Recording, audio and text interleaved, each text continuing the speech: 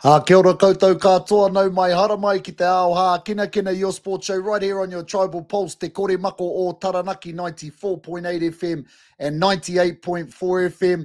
Well, he is a former professional rugby league player who has played with the New Zealand Warriors and also represented New Zealand Māori. However, his life took a dramatic turn due to criminal activity, spending 6 years in prison, but he has since transformed his life and become a powerful role model and youth mentor in Aotearoa. No mai hara mai, Jaye Pukepuke. Kia ora, my bro. How are we? Kia ora, bro. Good, brother. Good to see you. You too, my bro. Whereabouts are you? Just up in the hills at the moment in North Otago. So we're on a bit of a me and my young fellow. We're just on a hunting mission, looking for a big red stag for a competition this weekend. So yeah, take the opportunity.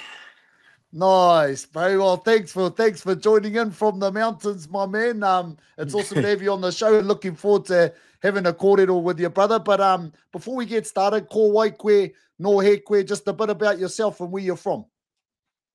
Hi, so my grandmother's from Ngāti and my grandfather's from Tūhoe. So the thing about those two was they had an agreement where whoever died first, they would bury them where they're from. So my grandfather died, so my grandmother buried him up in Pipiwai in Ngāti. So we've always gone back there. So I'm just learning actually about my other half, the Tūhoe side. But at the moment, I'm currently residing in Christchurch. And yeah, just moving all around the motu. Nice, bro. Nice. Tūhoe Ngāti Hine, eh? So your earlier life, tell us a little bit about your journey as a young fella. Where were you brought up? I was born in West Auckland and yeah, mostly brought up West Auckland, went to Palmerston for a little stint and back to Auckland and up to Whangarei and yeah, kind of all around the North Island, into Christchurch for a little bit with my mum. So no real, not really a prominent place where I was brought up. I was just like, yeah, around everywhere. Yeah, Still around everywhere. Oh, awesome. Now, as a young fella, was it, now I know you're a rugby league player, but was it always just rugby league or was there other sports you played as a young fella? I played running away from school, running away from my grandmother. But yeah, other than that, no, it was just rugby league, man. I wasn't actually any good. I think I just enjoyed being part of a team when I was young.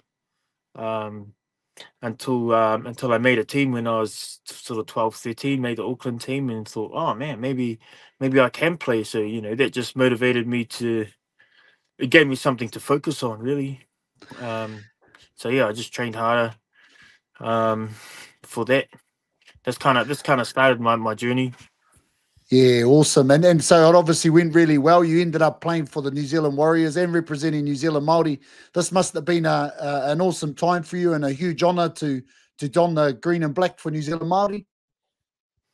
Yeah, it's probably one of the things I draw on the most. Traveling to Australia and leading the haka in 2014, and just the way going into camps, and mucking around with the boys most of the time, unless you're training or playing, it was just really good connection and whanaungatanga with the boys. So yeah, I really enjoyed that connection. Also helped me, connect back to my culture, which I kind of never had until I was sort of 26, 27.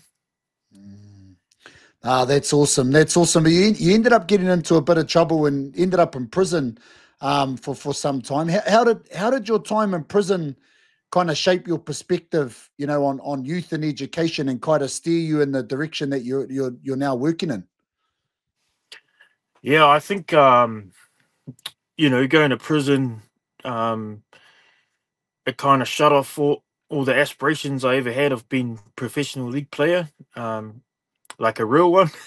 So it was like a catalyst for you know, helping others, not just rugby league, but if an opportunity comes for them in anything, you know, art, work, sports, they can grab it with both hands and not let, you know, like a silly 5 second sort of brain explosion um, dictate the rest of their lives. You know, if an opportunity comes, they want to be able to grasp it. So that's kind of what sort of led me into that work, and also being a big kid, I find it more comfortable, kind of like hanging out with the kids and take them out on adventures and stuff like that. It's just really fun. I think I'm reliving my childhood as well at the same time. Oh, love it, love it. Yeah, I've definitely got some synergies with that, but I love hanging out with our rangatai. Now, what was the turning point for you that led to the change in direction in your life? What was the thing that, yeah, the turning point that happened for you? Yeah, I don't think there was really one. There was just like a multiple. I call it like there was no magic bullet. You know, you shoot the whole magazine and hope that one of them hits. And you know, family was a big thing. People in prison, you know, they said, "What are you doing here, man? You're a waste. You need to, you know, get out there and you know, do some stuff, fulfill some things that you should really be doing." Um, as well, I still had hopes of dreams of maybe playing rugby league professional again. So um, my sisters also, they grew up without me, and when I got out, they kind of all had these boyfriends. So I was kind of like, oh yeah, what's going on here? But you know, all these things together, is, you know, it just made me think and change my mindset and start thinking about a bigger picture and holistic picture rather than like real narrow minded and just about me and all about me. And also there's some bugs up in here in Otago. But yeah, I started thinking internally, so you know what I can change, and not worrying too much about what I can't change, thinking externally and taking accountability for my things, and owning my shit really. So yeah. Nice. There's definitely some learnings there and growth in there, eh, bro? We'll make sure to stay tuned with us, whānau. We're going to go to a quick break now and be back shortly to speak with Jay again shortly.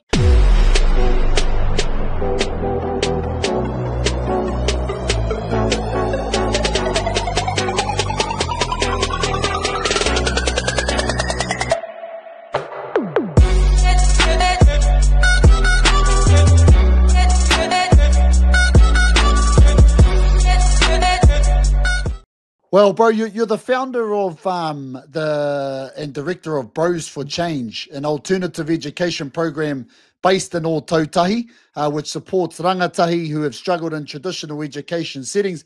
What inspired you? What inspired you to start Bros for Change, and how has it evolved since its inception?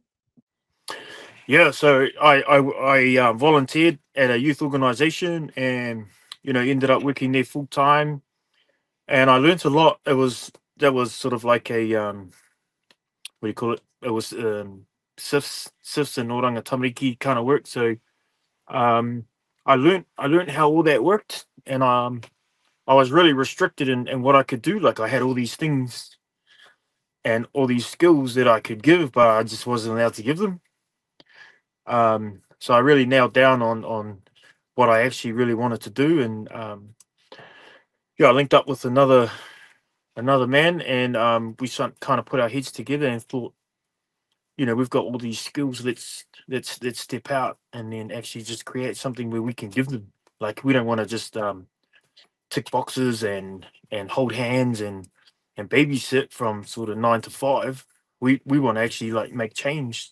So yeah, 2015, I registered Bros for Change, and it's our 10-year birthday this year. It's kind of like it's gone from 50 cents to you know, fully funded organization, running kind of really big adventure programs all year round. It's quite amazing, really. Yeah, well, it's definitely an awesome kaupapa, and you've really impacted the lives of many. What are some of the biggest challenges you've faced within that rangatahi space along the journey? Um, I think, you know, the rangatahi, they only do what they know. If they don't know, we can't expect them to do it. We have to teach them. And if they haven't been taught, that comes back to us as parents and or grandparents or uncles and aunties. You got to look at what are you teaching them or what are you showing them, because they're really a reflection of what you're doing. Um, that's our main challenge, really. Is we're doing all this work, and then if they come from a not so good environment, they're just going back to that environment. Um, so we really want to not just like plant seeds with the rangatahi, but plant seeds in the environment, and bring the community together to just help water it and pull the weeds out, rather than work with them for a specific time and then send them on their way. It's more fun of approach, eh? Bro, totally feel that. Totally feel that, eh? And sometimes with our rangatahi, eh, some of them want to stay in those spaces rather than go home. So you're doing some Yeah.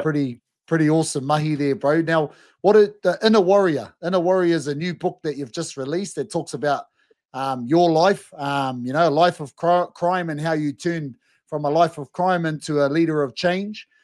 Tell us a bit about the book and your reasoning for sharing your journey.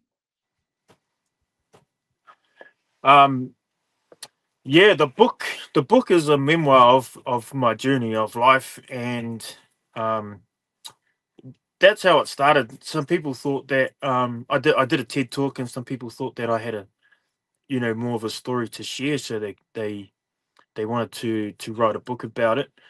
Um, so I was like, sure. I didn't go to school or I didn't read, but now I got a book anyway.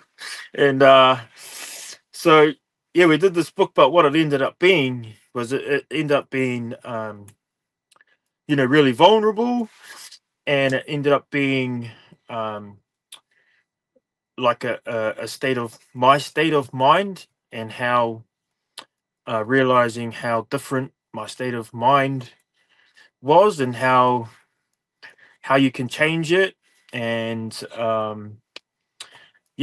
just making the most of opportunities. And like I said earlier, it was about broadening the horizons, and looking at a bigger picture.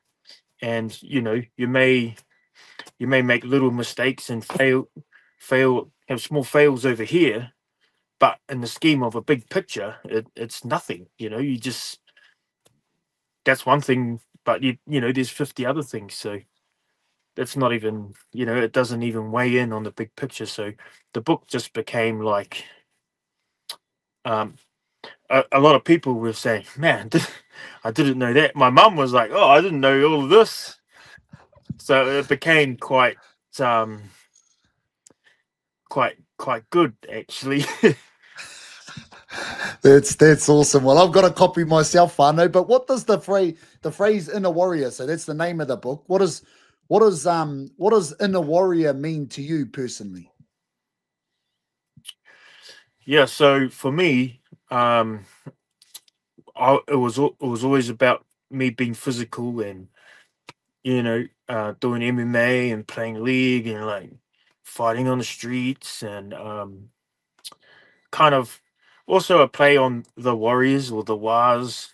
But the inner warrior is, um it's really about your potential, and your state of mind, and no matter how big and tough you are on the outside, you need to have that inner warrior inside of you to be able to conquer the some of the biggest challenges in life that come up. And we all have our own challenges and story and whatever. And unfortunately, some people don't have that inner warrior, and they can't get through it. But for me, the inner warrior was, um you had to jump off a cliff to see if your parachute is going to open. And if you don't jump, you'll never know. And it's not it's not easy sailing all the way down either. You're gonna, I got this off Steve Harvey, by the way.